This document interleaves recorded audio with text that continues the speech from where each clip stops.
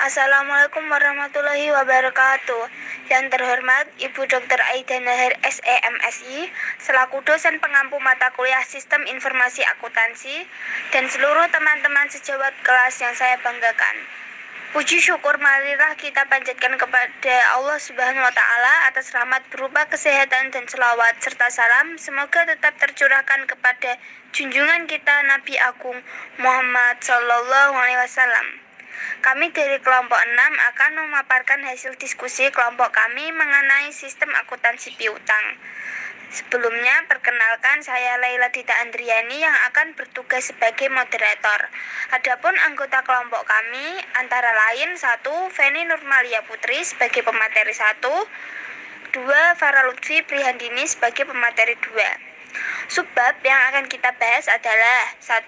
Prosedur pencatatan piutang, 2. Prosedur pernyataan piutang, 3. Distribusi penjualan, 4. Metode distribusi penjualan, 5. Faktor-faktor yang harus dipertimbangkan dalam pemilihan metode distribusi.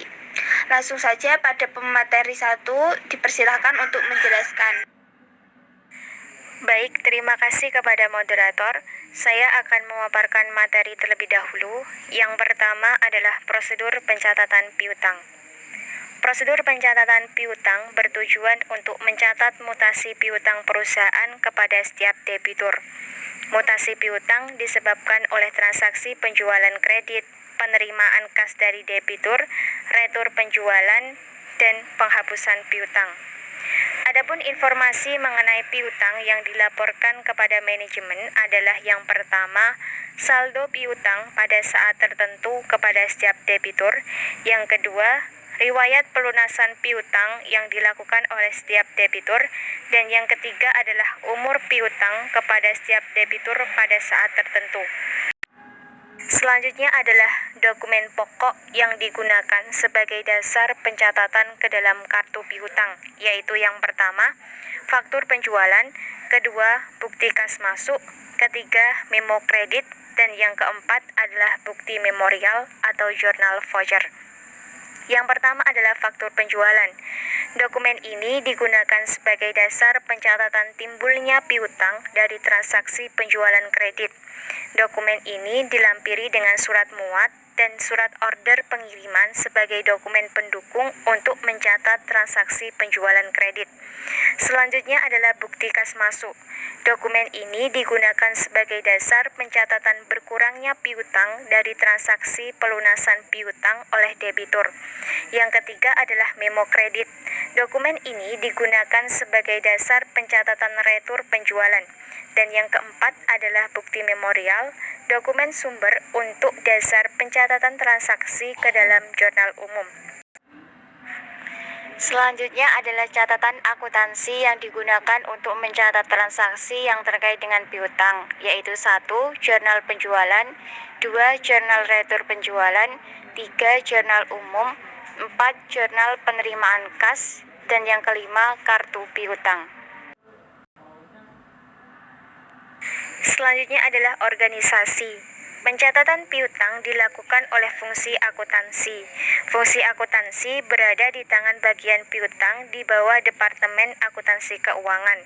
Adapun tugas fungsi akuntansi terkait dengan pencatatan piutang yaitu yang pertama, menyelenggarakan catatan piutang untuk setiap debitur.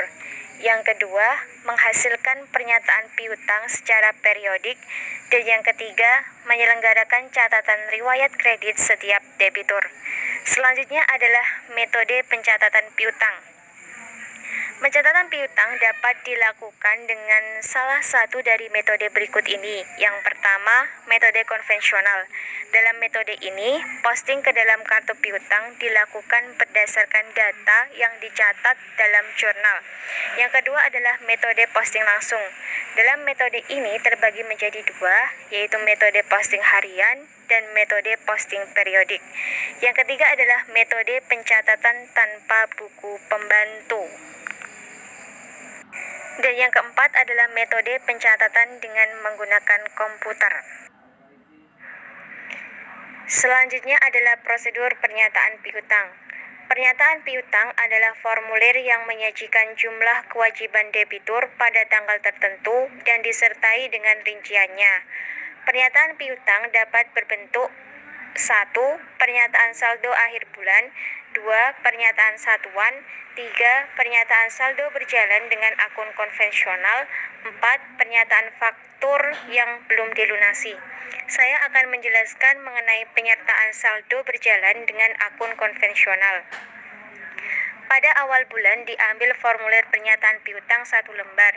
Semua transaksi pendebitan dan pengkreditan rekening debitur tersebut dicatat dalam formulir pernyataan piutang yang sebagai tembusannya adalah kartu piutang.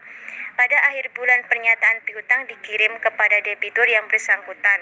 Pada awal bulan berikutnya diambil formulir pernyataan piutang baru sebanyak 1 lembar.